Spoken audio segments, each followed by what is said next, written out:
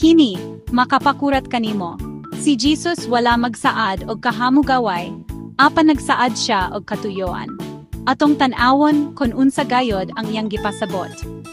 Sa Mateo 8:18-22, nakita ni Jesus ang panon sa katawhan nga nagpundok ug miingon sa iyang mga sumusunod. Motabok kita sa pikas daplin.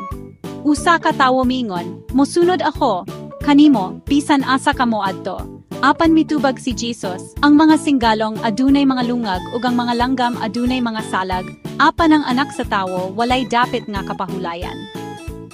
Ang lain gusto maghulat, apan gitawag siya ni Jesus sa pagsunod karon, dili unya. Kini nga mga pulong nagpahinumdom kanato ang pagsunod kang Jesus. Nagpasabot nga andam kitang mobiya sa atong komportable nga kahimtang ug mosalig kaniya sa hingpit.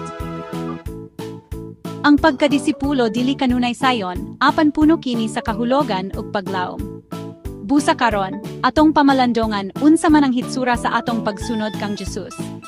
Dinhi mismo, karon dayon. Himoa nga ang iyang mga pulong magdasig kanimo sa paglakaw uban.